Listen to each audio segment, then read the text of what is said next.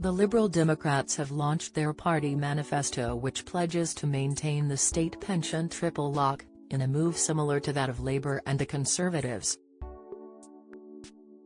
They have also pledged to ensure women born in the 1950s, who have been affected by changes to the state pension age, are finally treated fairly and properly compensated.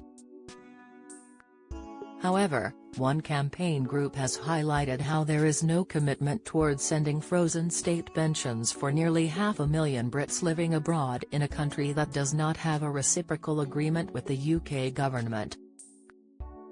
This means some retirees have seen their state pension frozen at the point of emigration.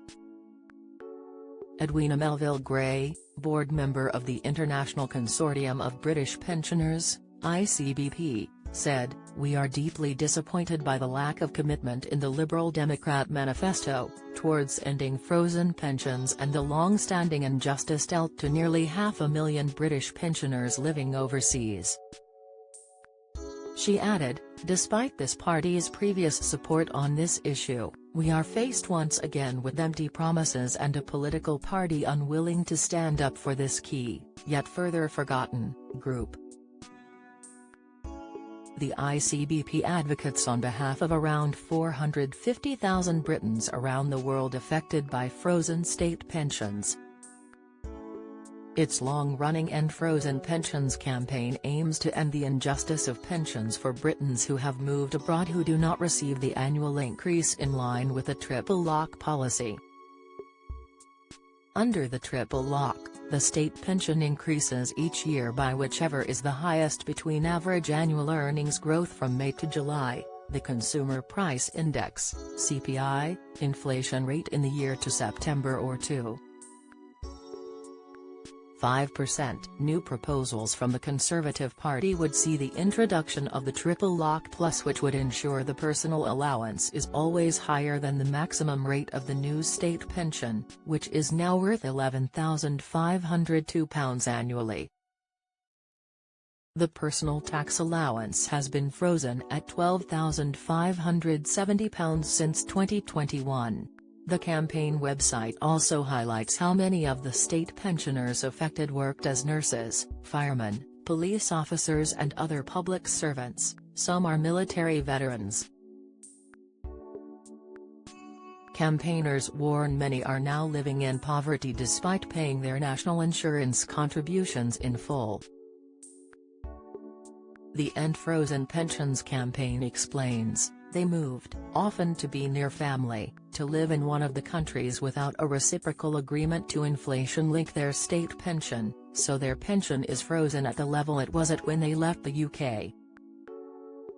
Those in countries with reciprocal agreements are unaffected, so if you were a pensioner in the USA you would continue to get an uprating, but if you lived just across the border in Canada you would not.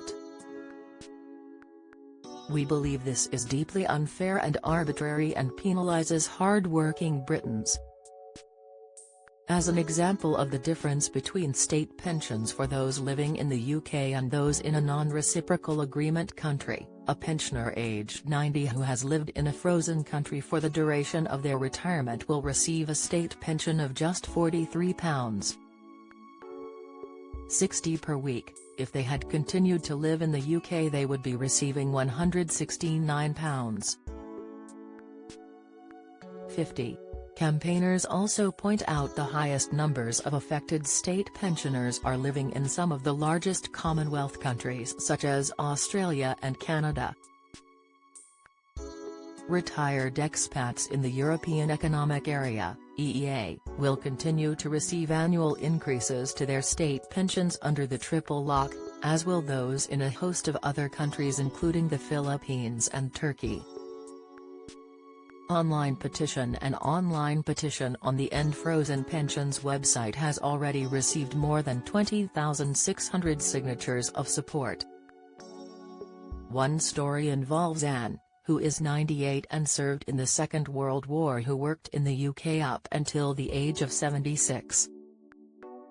She paid her national insurance in full, however, When she left the UK and moved to Canada to be closer to her daughter and grandchildren, her state pension was frozen at £72.50 per week. Her state pension doesn't increase in line with the triple lock, so it falls in real value year on year. If she had stayed in the UK, she would be receiving £156.20 per week on the basic state pension rate. The petition highlights a number of people who have retired abroad and are missing out on the annual state pension uprating. You can view the video and petition here. Get the latest Record Money news. Join the conversation on our Money Saving Scotland Facebook group for energy and money saving tips, the latest benefits news, consumer help and advice on coping with the cost of living crisis. Sign up to our Record Money newsletter and get the top stories sent to your inbox daily from Monday to Friday, including a special cost of living edition on a Thursday. Sign up here. You can also follow us on X, formerly Twitter, at @RecordMoney_ for regular updates throughout the day. New: get our money news alerts on your phone by joining our daily Record Money WhatsApp community. New state pension payment rates. 2024-25 full payment rate, £221.20 every 4-week pay period, £884. 80 basic state pension payment rates. 2024-25 category A or B basic state pension, full rate, £169.50